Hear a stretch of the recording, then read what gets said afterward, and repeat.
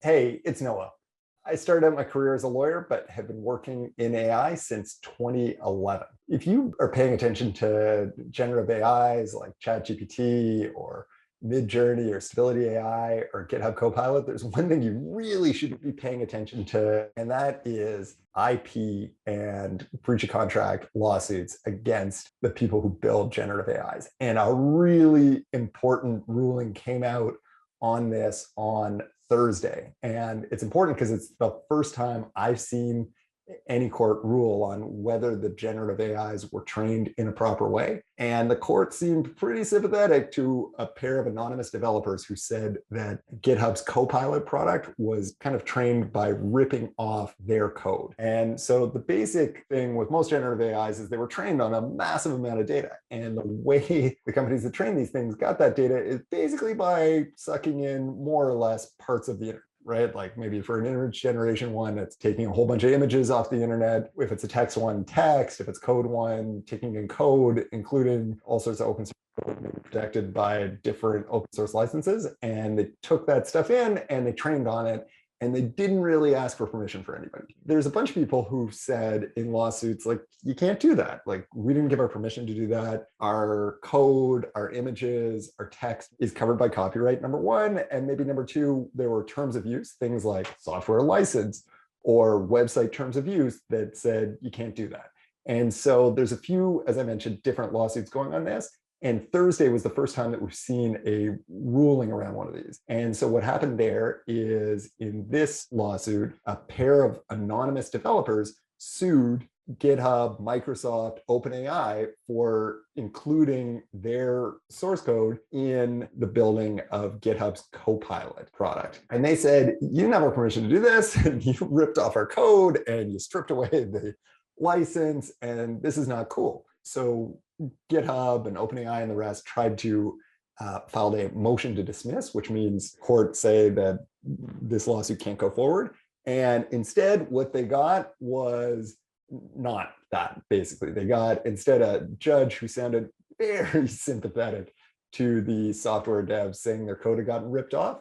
And the judge even floated the idea, saying that the devs had probably said enough to get an injunction. Now, for those of you who don't know what an injunction is, it's a court saying that, say, you can't do something. So in this case, the can't do something could be potentially like you can't sell a version or give access to a version of GitHub Copilot that has been trained on the plaintiff software, but that would extend to any kind of software that was trained perhaps where they've done the same things as the plaintiff software, which would be like pretty much a lot of the stuff that Copilot had been trained on. So there was no injunction given out, but this was a pretty positive ruling for the plaintiffs. It definitely seems like the judge likes their case and appreciates what they're saying.